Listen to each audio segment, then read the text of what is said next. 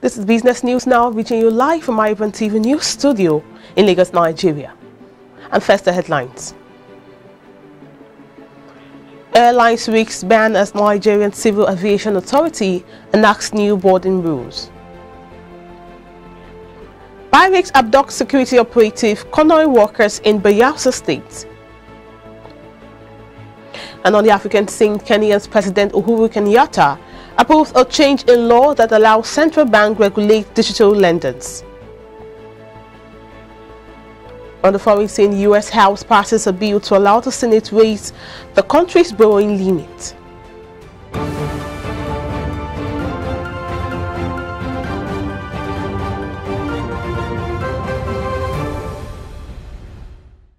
Glad to have you join us. Here are some business stories we're tracking at this hour. My name is Margaret Opera. And now the news in details. The Nigerian Civil Aviation Authority says international airlines will be made to pay a $3,500 fine on each passenger flown into the country not complying with the federal government's revised COVID-19 provisional quarantine protocol. The NCAA said non-compliance with the COVID-19 protocol requirements could also lead to an outright ban of the non-compliant airline. In an all operators letter with reference issued to all accountable managers and signed by the Director General NCAA, Captain Musa Nuhu, International Airlines stated that the protocols for international flight operations and quarantine protocols for travelers arriving in Nigeria issued on July 1, 2021 will hold sway. The National Assembly and the Nigerian Governors Forum on Tuesday condemned the United Kingdom's travel ban on Nigeria. The lawmakers and the NGF, in their separate reactions to the travel ban imposed by Nigeria by the UK on Saturday, demanded a reversal of the travel restriction. At the plenary on Tuesday, members of the House said Nigeria and other African countries were being bullied by Western countries for failing to look inwards and develop their economies.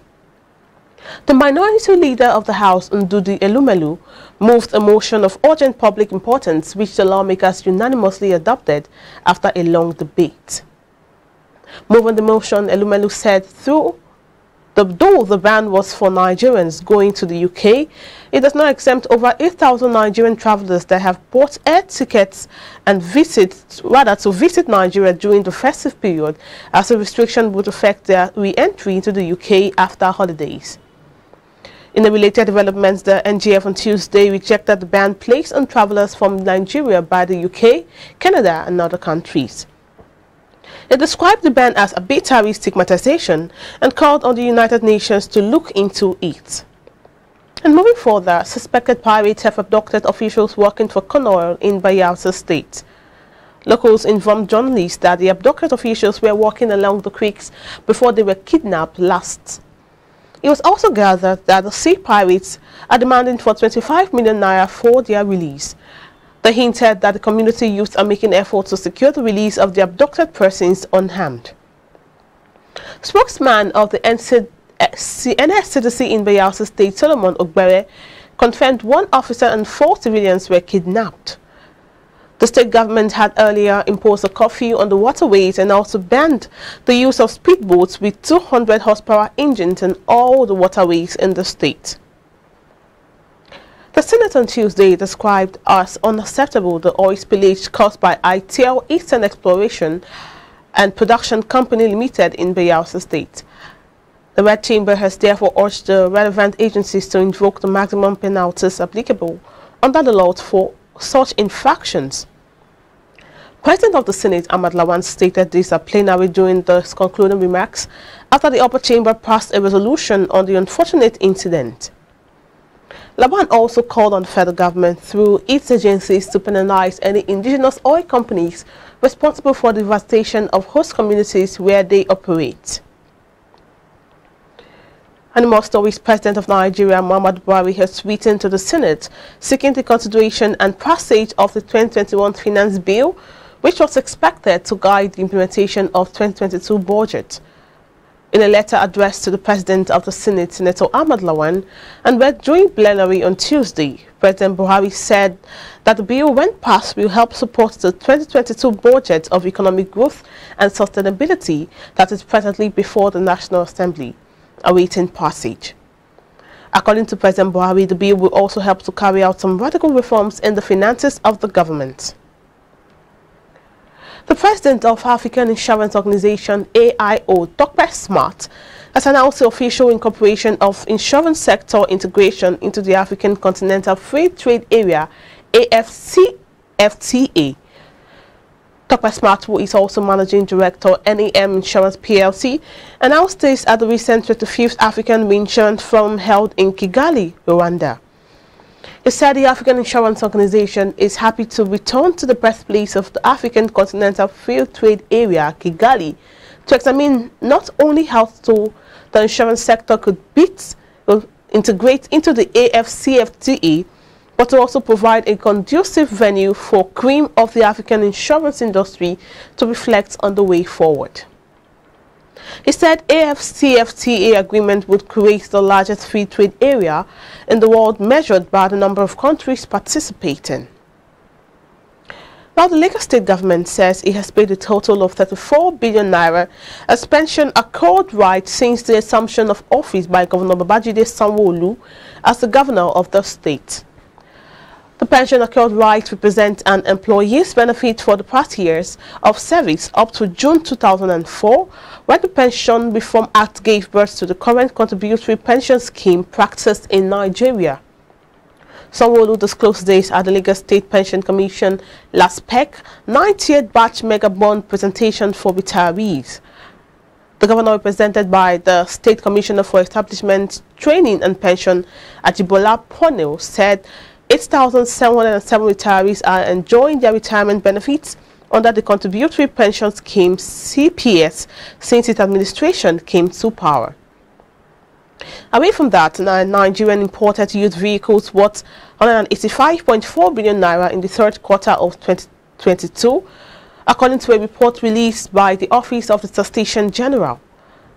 The report stated that Nigerians' total merchandise trade rose to 13.3 trillion naira in quarter 3 of 2021, representing a 10.43% increase over 12.02 trillion naira recorded in quarter 2. It also stated that Nigerians spent a total of 601,051 billion naira on the importation of motor vehicles in the first half of the year. This represents a 15% increase compared to 523,057 billion naira recorded in the corresponding period of 2020. Now, plans are underway by the federal government to develop a web app to assist Nigerians to monitor development projects across the country. The Minister of State for Budget and National Planning, Clem Agba, disclosed this in Abuja, adding that citizens' participation in governance and tracking service delivery of projects in their communities is now a major concern for the government. To ensure transparency and accountability in the delivery of government capital projects countrywide, he said the Budget and National Planning arm of the ministry is working on a web app, the iMark, that will assist citizens to iMark and report on government projects and programs earmarked for their communities. End of quote. To do this, Nigerian citizens will use their mobile phones in real time to monitor the level of progress on capital projects cited in their communities. Now, the Nigerian Communications Commission (NCC) has urged telecoms licenses across different segments of the telecommunications sector to adhere strictly to their licensing obligations to ensure the robust provision of services to consumers. The call was made by Chairman NCC Board of Commissioners, Professor Adeolu Akonde, at the third edition of the Commission's 2021 Talk to the Regulator (TTTR) Forum. Akonde said the Commission is legitimately concerned with providing necessary regulatory frameworks and initiatives capable of encouraging the seamless implementation of the license conditions. Take a short break now with African News after the break. You go enter market, just make you go buy fresh palm fruits. When you reach house, you go wash, you go pound, your body go dey pain you, even your fingernails go dey pain you. But make una no worry, make una relax. I get good news for una. Una don hear of Banga fresh palm fruit extract. All you need to do now make you go for the open am. Take the amount where you want, put them for your pot. Which soup you want make? She na egusi, she na ogbono, she na vegetable, she na banga. My sister no waste time again. My brother no waste time again. Just go buy banga fresh palm fruit extract. They gonna say you sabi cook and you be better cook. Banga, make your food yummy yum. Distributors needed nationwide. Phone number 081-6397-4447, 080-3564-4436, 070-6663-8213. Banga Fresh Palm Fruit Extract. Swift Dry Cleaners Limited, professional dry cleaners.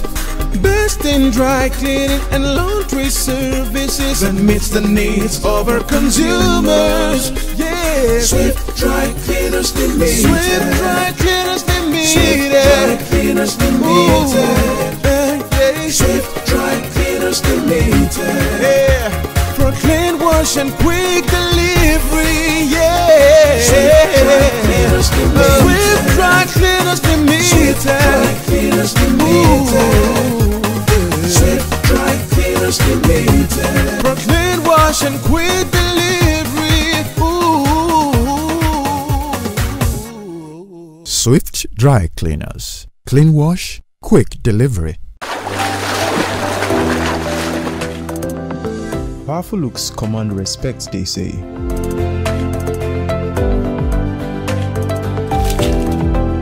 The perfect body,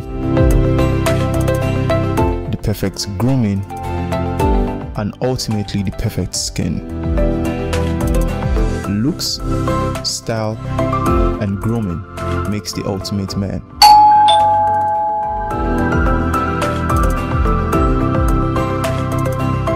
I've found a ridiculously easy way to make my skin always feel epic.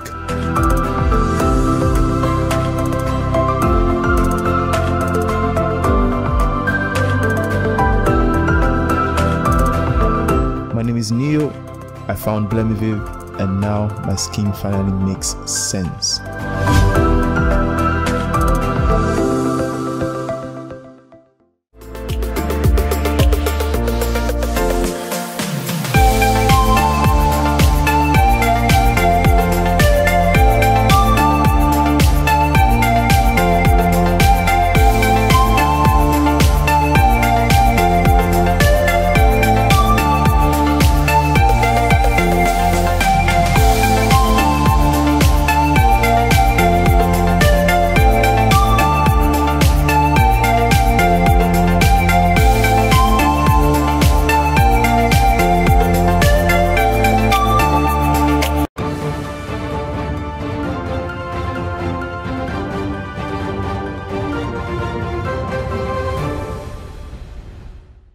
Glad to have you back. And now on the African scene, Kenya's President Uhuru Kenyatta approved a change in law that will allow the central bank to regulate digital lenders. His office said on Tuesday, a move that will give the bank power to rein in lenders will violate consumer privacy. Kenyatta's office said in a statement he had signed into law the Central Bank of Kenya Amendment Bill. The law gives the central bank power to control the lenders following complaints from borrowers who can pay annualized interest rates of more than 100%. Chief Superintendent of Immigration Henry Asare, Deputy Aflo Sector Commander, Ghana Immigration Service GRS, has asked transport operators to direct their border closure concerns to the appropriate quarters and not the service. Asare spoke at the meeting of some officers of the command and leadership of transport operators in the municipality organized by the Ketu South Dialogue Platform under the auspices of Volta Regional Peace Council. He said calls on the command for leniency in enforcing the border closure directive occasioned by the outbreak of COVID-19 in the country last year were misplaced. And now on the foreign scene, the House took a first step Tuesday toward preventing the possible default of the U.S. debt. The chamber passed a bill that would allow the Senate to raise the country's borrowing limit with a simple majority vote. Lawmakers attached the provision to legislation that will prevent automatic Medicare cuts set to take place at the end of the year. The measure will head to the Senate. It will need 10 Republican votes to pass and go to President Joe Biden's desk. Once the president signs the bill, the House and Senate can hold separate votes to raise the debt ceiling with a simple majority or without Republican support. And moving on, South Korea's Hyundai Motor Co. said on Wednesday it planned to invest 40 billion rupees, equivalent to $530 million to launch 6 electric vehicles in India by 2028, making a clean driving push in a country with some of the world's most polluted cities. Hyundai's India's second-largest car maker will launch affordable and premium electric models, including sports utility vehicles, SUVs, and sedans, starting with its first electric vehicle, EV, in 2022, said Tarun Garg, Director of Sales and Marketing for Hyundai Motors India. Hyundai's India arm said in a release that the investment will be sunk into research and development to launch the 6 vehicles. And coming up next is entertainment business.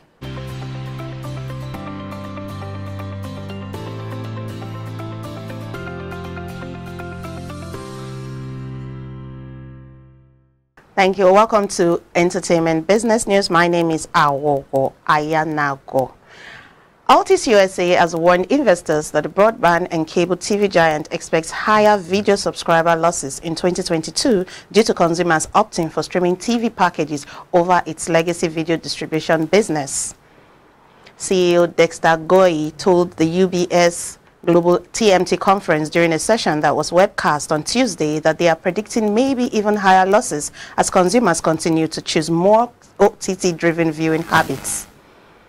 Altis USA, like the rest of the linear TV industry, continues to be impacted by new trends even as it looks to expand its broadband user base amid growing internet usage. The 4th largest US cable TV provider lost 67,000 video subscribers in the 3rd quarter of 2021 to get to a base of 2.8 million customers. A recent report from Lichman Research Group found the largest US pay TV providers, representing about 93% of the market, lost around 650,000 net video subscribers in the 3rd quarter of 2021. Moving on, Viacom CBS had its best month of subscriber growth ever for its Paramount Plus and Showtime streaming services in November. President and CEO Bob Bakish told Wall Street on Tuesday, also bragging about its growing total streaming revenue and film slate for 2022. Speaking during the virtual UBS Global Technology, Media and Telecom Conference, he said that November was the best month ever for Paramount Plus, which is enjoying a big quarter, and also praised Showtime for achieving the same feat. The company had previously said that Paramount Plus had its strongest weekly growth ever by adding more than 1 million subscribers during the week of November 8. Bakish added that in the current 4th quarter, total streaming revenue has crossed an annual run rate of $5 billion. Viacom CBS had said in February that it expects to grow its streaming revenue to $7 billion by 2024, up from a then current run rate of $3.6 billion. He also affirmed that the acceleration in the current period is looking even more pronounced now than previously thought. That's all on Entertainment Business News. My name is Agogo Ayanago. Back to you, Margaret.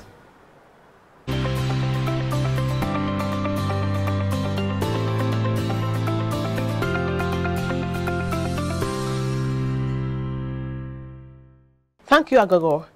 Coming up next is sports business.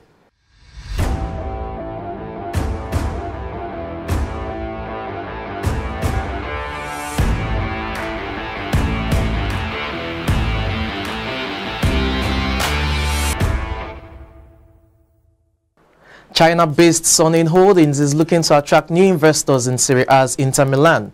The desire to inject fresh capital follows the Italian soccer club's record loss of $284.6 million in the fiscal year that ended on the 30th of June 2021, over a 100% increase from $118 million the year before. As a result, Inter delayed payments to its players despite winning its 19th Serie A title in May.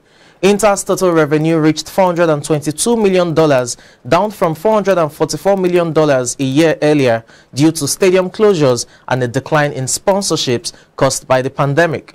In January, Private equity firms EQT Partners, Akotos Sports Partners, and BC Partners expressed interest in the club. Talks stalled in March between BC Partners and Inter Milan due to disagreements about the club's valuation, which is pegged at $743 million, and the size of the stake as well on offer. Sonin owns a 68.5% stake in Inter Milan, which it purchased for $306 million in 2016. The holding company joined a group of Chinese investors who spent $1.8 billion between 2015 and 2017 acquiring stakes in more than a dozen European soccer clubs. In May, Los Angeles-based Oaktree Capital agreed to acquire a 31% stake in Inter Milan from Lion Rock Capital in a deal valued at $336 million. Oaktree will also loan $310 million to the club. And still talking sports business, French football giants Olympique Lyon have announced an 8-year naming rights deal for their new multipurpose arena with computer hardware and software retailer LDLC Group. The agreement will take effect from the venue's construction date, currently scheduled for early 2022, and continue for the agreed period once the arena has opened. The arena will be known as the LDLC Arena, and it plans to be among the most technologically and environmentally advanced in Europe. It will also be the largest events arena in France outside of Paris, capable of holding between 12,000 and 16,000 spectators.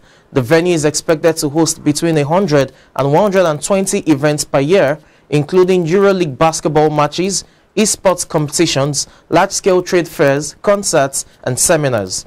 In February 2019, Lyon revealed the new venue would form a key part of the club's plans to boost its total annual revenue, which the Ligue 1 club had hoped would reach 400 million euros over the next 5 years.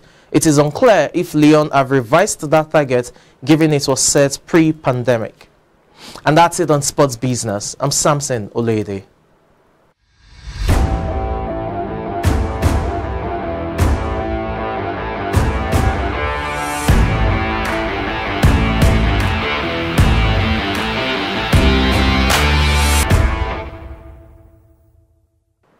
Thank you, Samson. And at this point, we call Business News Now a wrap. For more stories, please visit our website, follow all our social media platforms, like and subscribe. My name is Margaret Opera. Thanks for watching.